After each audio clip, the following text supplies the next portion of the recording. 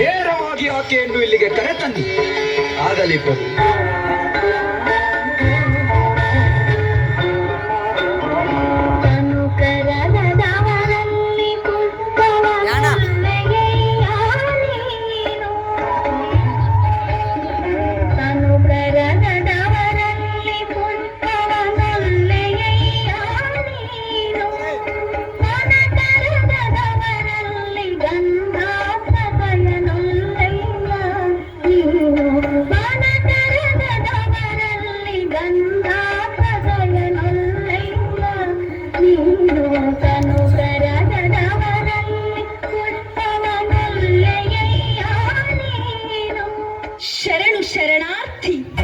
ತಾಯಿ ಬೇಡ, ಹೇಳವ್ವ.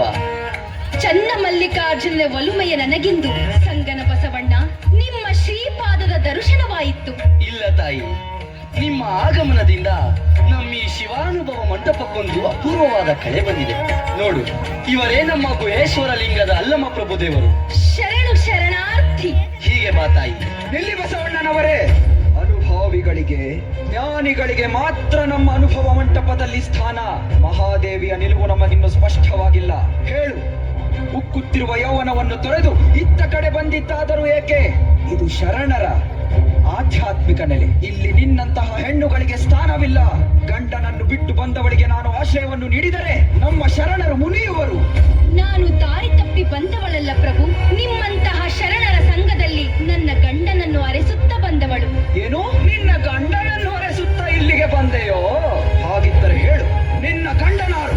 ಲೌಕಿಕದ ಗಂಡನನ್ನು ಅರೆಸುತ್ತಾ ಬಂದವಳಲ್ಲ ಪ್ರಭು. ಹರನೆಂಬ ವರನ ಮದುವಣಿಗನ ಮಾಡಿ ಎನ್ನ ಮದುವಣಗಿತ್ತಿಯಾಗಿ ಮಾಡಿದರು ಮದುವೆಯ ಗುರುಲಿಂಗರು. ನೀನು ಲೌಕಿಕದ ಗಂಡನೊಟ್ಟಿಗೆ ಬದುಕಿ ಆ ಬದುಕನ್ನೇ ತಿರಸ್ಕರಿಸಿ ಬಂದವಳೆಂದು ಇಡೀ ಜಗತ್ತಿಗೆ ಗೊತ್ತು. ಕೌಶಿಕನ ಮೇಲೆ ತಪ್ಪು ಅಪವಾದ ಹೊರಸಿ ನಿರ್ವಾಣದಲ್ಲಿ ಬಂದಿರುವ ನಿನ್ನ ಸತೀ ಧರ್ಮವನ್ನ ನಮ್ಮ ಶರಣರು ಒಪ್ಪಲಾರರು. ತಪ್ಪು ಒಪ್ಪುಗಳೆಲ್ಲವೂ ಆ ನನ್ನ ಚನ್ನ ಮಲ್ಲಿಕಾರ್ಜುನಿಗೆ ಗೊತ್ತು. ಈ ಹಕ್ಕೊಬ್ಬ ಪರಕ್ಕೊಬ್ಬ ಗಂಡನನ್ನು ಕೂಡುವ ಚಾರಿಣಿ ನಾನಲ್ಲ ಪ್ರಭು. ಸೀಮೆ ಇಲ್ಲದ ನಿಸ್ಸೀಮ ಚಲುವನಿಗೆ ಮಾತ್ರ ಒಲಿದವಳು. ಇದು ಬರೀ ಆಡಂಬರದ ಮಾತು. ವೈರಾಗ್ಯದ ಸಂಕೇತವಾದ ನಿನ್ನ ನಿರ್ವಾಣವೆಂಬ ಕೇಶವೆಂಬ ಸೀರೆಯಿಂದ ಮುಚ್ಚಿಟ್ಟು ನಿನ್ನ ಅಂತರಂಗದ ನಾಚಿಕೆಯನ್ನ ತೆರೆದಿಟ್ಟ ಏಕೆ? ಈ ನಿನ್ನ ವೇಷವನ್ನ ಗುಹೇಶ್ವರನು ಒಪ್ಪನಮ್ಮ. ಕಾಮದ ಮುದ್ರೆಯ ಕಂಡು ನಿಮಗೆ ನೋವಾಗದಿರಲೆಂದು ಆ ಭಾವದಿಂದ ಮುಚ್ಚಿದೆನು ವಿನಃ ನನ್ನಂತರಂಗದ ಮರೆ ಮಾಡಲೆಂದೆಲ್ಲ ಪ್ರಭುವೇ. ಕೌಶಿಕನೆಂಬ ಕಾಮುಕನ ಬಲೆಯೊಳಗಿದ್ದು ಕಾಮನನ್ನೇ ಗೆದ್ದ ಎಂಬ ನಿನ್ನ ಮಾತು ವಲ್ಲದ ಮಾತು. ಏನೆಂಬೆ ಅವ್ವ? ಕೆಂಡದ ಮೇಲಿರುವ ಶವಕ್ಕೆ ತನ್ನ ಶರೀರದ ನೆನಪಾಗುವುದೇ? ಸೂತ್ರ ತಪ್ಪಿದ ಗೊಂಬೆಗೆ ಹೆಜ್ಜೆ ಹಾಕುವ ಬಯಕೆ ಆಗುವುದೇ?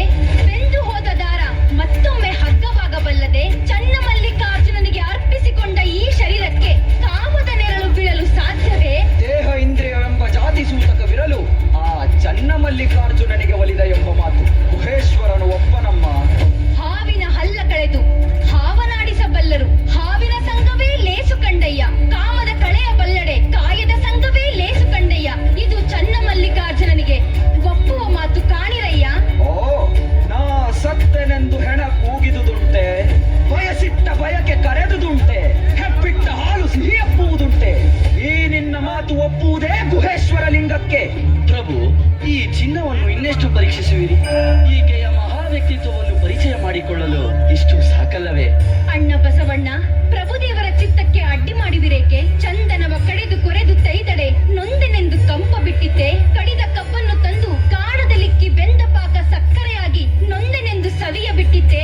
ಎನ್ನ ತಂದೆ ಚನ್ನ ಮಲ್ಲಿಕಾರ್ಜುನ ದೇವನ ಶರಣೆಂಬೆ. ಆಹಾ ಆಹಾ, ಎಂತಹ ಅದ್ಭುತವಾದ ವಿಚಾರಧಾರೆಯಮ್ಮ ನಿನದು. ಶರಣರೇ, ನೋಡಿದಿರಾ ನಮ್ಮ ಮಹಾದೇವಿ ತಾಯಿಯ ಘನ ವ್ಯಕ್ತಿತ್ವವನ್ನು? ದಿಗಂಬರಳಾಗಿ ನಿಂತಿದ್ದರೂ ಕಿಂಚಿತ್ತೂ ಕೂಡ ವಿಕೃತ ಭಾವನೆಗಳನ್ನು ಮೂಡಿಸದೆ ಶಿವಯೋಗದಲ್ಲೇ ಬೆರೆತು ತನ್ನ ಹೆಂಡತನವನ್ನು ಉಳಿಸಿಕೊಂಡ ಮಹಾದೇವಿ ತಾಯಿಯನ್ನು ಶರಣರಿಗೆ ಈಗ ತೃಪ್ತಿಯಾಯಿತೆ. ಆದಿ ಅನಾದಿ ಶಕ್ತಿ ಎಂಬರು ಅದನ್ನಾರು ಬಲ್ಲರಯ್ಯ. ಅಂತರಂಗದ ಪ್ರಭೆ ಬಹಿರಂಗದಲ್ಲಿ ತಾನೇ ತಾನಾಗಿ ಗುಹೇಶ್ವರ ಲಿಂಗದಲ್ಲಿ ಸಂದಿಲ್ಲಿದಿರ್ಪ ಆ ಮಹಾದೇವಿಯ ಶ್ರೀಪಾದಗಳಿಗೆ ನಮೋ ನಮಃ.